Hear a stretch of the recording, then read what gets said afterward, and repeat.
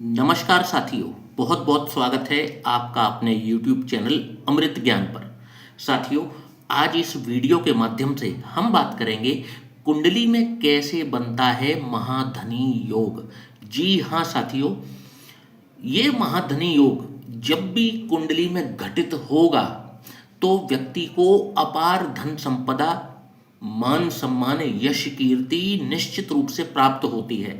बस बताया हुआ सूत्र लागू होना चाहिए। साथियों, देर ना करते हुए वीडियो की शुरुआत करते हैं और जानते हैं वो पहला सूत्र क्या है। साथियों, आपके उदाहरण के लिए मैंने यहां पर एक वृषभ लग्न की कुंडली आपके सामने बनाई है। वृषभ लग्न मतलब जो कुंडली का पहला भाव 2 नंबर से शुरू हो रहा हो वो वृषभ लग्न की कुंडली कहलाती है। साथियों, इस कुंडली में बुध बनते हैं धनेश और पंचमेश। पंचमेश मतलब फिफ्थ हाउस, जैसे 1 2 3 4 5, तो ये पांचवा भाव हो गया। तो फिफ्थ भाव का लॉर्ड कौन हुआ? तो इस कुंडली में बनेंगे बुध, क्योंकि बुध की जो राशियां होती हैं वो 3 मिथुन राशि होती है, कन्या राशि होती है। मिथुन राशि का नंबर होता है 3 और कन्या राशि का नंबर होता है 6। तो बुध जो हैं अपनी ही राशि में बैठे हैं। और गुरु, जिनकी 2 राशियां होती हैं धनु और मीन, तो इनकी मीन राशि वृषभ लग्न में बनती है 11वें भाव में। तो गुरु अपने भाव में बैठे हुए हैं। तो जो हमारा पहला सूत्र है वो है लाभेश और पंचमेश का दृष्टि संबंध बन जाना। अब दृष्टि संबंध किस किस तरीके से बनेगा? तो एक तो ये जब भी ये अपनी राशियों में बैठे होंगे तो भी दृष्टि संबंध बनेगा, और ये सबसे पावरफुल दृष्टि संबंध होगा। यदि कुंडली में ये संबंध बन रहा है, आप देखेंगे कि ऐसा व्यक्ति का जो जन्म होगा वो गरीब परिवार में होगा ही नहीं। ऐसे व्यक्ति का जो जन्म होता है वो पहले से धन संपन्न परिवार में होता है, और इनके जन्म के बाद से ही वो परिवार दिन दोगुनी और रात चौगुनी तरक्की करना शुरू कर देता है। और इस पर भी ये राजयोग जबरदस्त तरीके से घटित होता है यदि इनको बुध या गुरु की महादशा लग जाती है। बहुत अपार धन की प्राप्ति इनको जीवन में होती है। मिलेनियर बिलेनियर कोई भी चीज इनके लिए बड़ी नहीं रह जाती। यह था हमारा पहला सूत्र। इसके बाद में धनेश और लाभेश का राशि परिवर्तन हो जाए। अब देखिए, आपको एक दूसरे उदाहरण से मैं बताता हूं। अच्छा, इस वाले जो पहला वाला सूत्र बताया था, ये दृष्टि संबंध और तरीकों से भी बन सकता है। जैसे बुध यहां पर चौथे भाव में आ जाए, गुरु यहां पर दशम स्थान में आ जाए, तो भी तो सप्तम दृष्टि एक दूसरे को देंगे। बस ये चीज जरूरी है कि दोनों का एक दूसरे को दृष्टि देना जरूरी है। अब पता चला जैसे गुरु यहां पर लग्न में विराजमान हो जाएं और गुरु बुध को तो दृष्टि दे रहे हैं, परंतु बुध जो है वो गुरु को दृष्टि नहीं दे पा रहे हैं। ये तभी पॉसिबल होता है जब कोई ग्रह एक दूसरे से सप्तम स्थान में आ जाए, तो दोनों ग्रह एक दूसरे को दृष्टि संबंध बनाते हैं। तो सबसे पावरफुल जो राजयोग बनेगा वो इसी तरीके से बनेगा। अब साथियों बात करेंगे हमारी दूसरी कंडीशन की। साथियों, दूसरी कंडीशन है धनेश और लाभेश का राशि परिवर्तन हो जाना। अब जैसे आपके उदाहरण के लिए मैंने यहां पर मेष लग्न की जन्म पत्रिका बनाई है। मेष लग्न में धनेश बनते हैं शुक्र और लाभेश बनते हैं शनिदेव।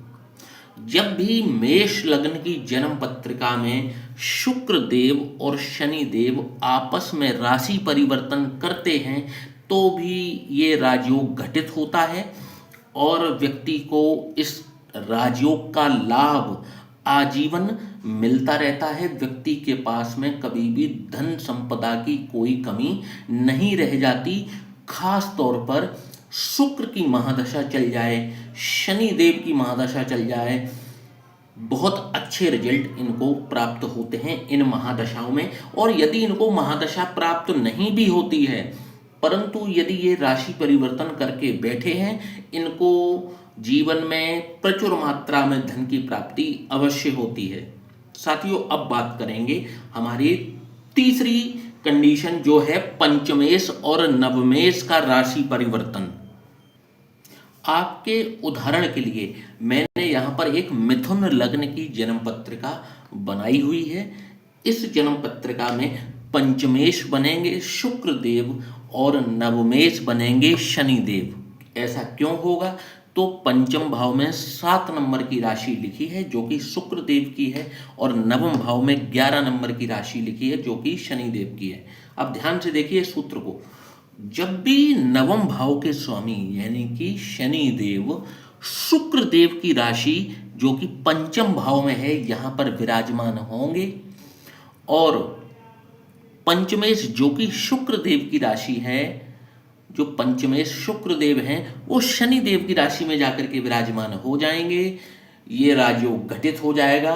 ये नवम पंचम का राशि परिवर्तन राजयोग है। व्यक्ति को जीवन में अपार धन की प्राप्ति होती है, व्यक्ति अकूत संपत्ति अर्जित करता है। ऐसे व्यक्तियों को विरासत में भी बहुत बड़ी संपत्ति प्राप्त होती है। किसी कारणवश यदि इनको विरासत में धन संपदा प्राप्त नहीं हो सकी है तो ये अपने बलबूते पर इतनी धन संपदा अर्जित करते हैं कि ये खुद की विरासत अपनी आने वाली पीढ़ी को दे करके जाते हैं। इतनी धन संपदा ये जीवन में इनको प्राप्त होती है।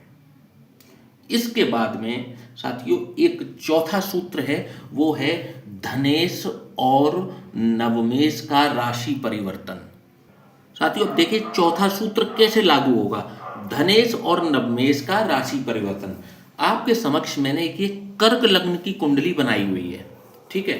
कर्क लग्न में द्वितीय भाव में जो नंबर जाएगा वो जाएगा 5, जो राशि जाएगी वो जाएगी 5 नंबर की, और 5 नंबर की राशि जो है वो सिंह राशि होती है जिसके अधिपति बनते हैं सूर्यदेव।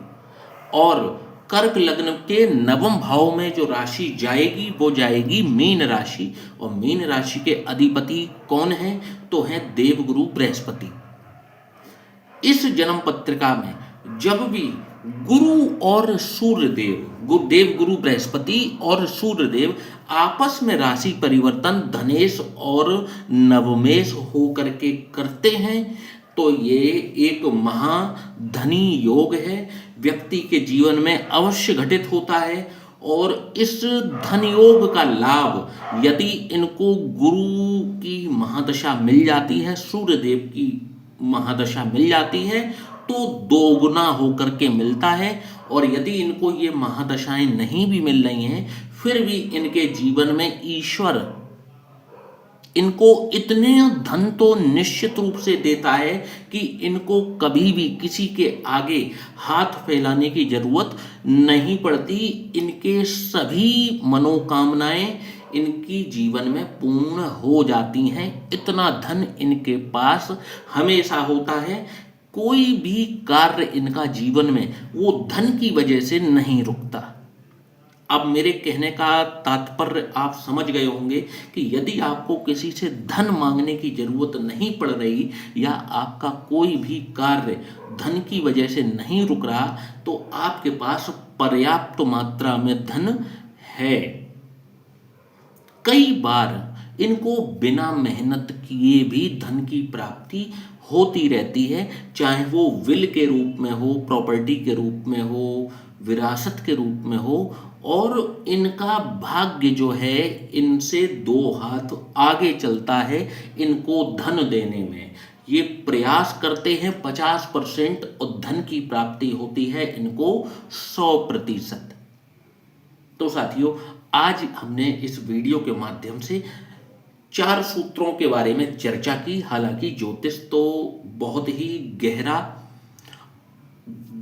जो विषय है और इसमें लाखों सूत्र ऐसे होते हैं, लेकिन जो एक मेरे खुद के फेवरेट सूत्र हैं वो मैंने आपको बताए कि यदि ये सूत्र मैं किसी की कुंडली में देखता हूं, और हालांकि पूरी कुंडली का विवेचन करना जरूरी होता है, परंतु यदि ये सूत्र बनते हैं तो व्यक्ति समृद्ध ही देखा जाता है। ऐसा मैंने अपनी प्रैक्टिस में देखा है। साथियों, आशा करता हूं कि आज का वीडियो आपको पसंद आया होगा। वीडियो को लाइक और चैनल को सब्सक्राइब करना बिल्कुल भी ना भूलिएगा। और यदि आप भी अपनी कुंडली का विश्लेषण चाहते हैं, नीचे दिए हुए इस व्हाट्सएप नंबर पर आप हमसे संपर्क कर सकते हैं। जय श्री राम।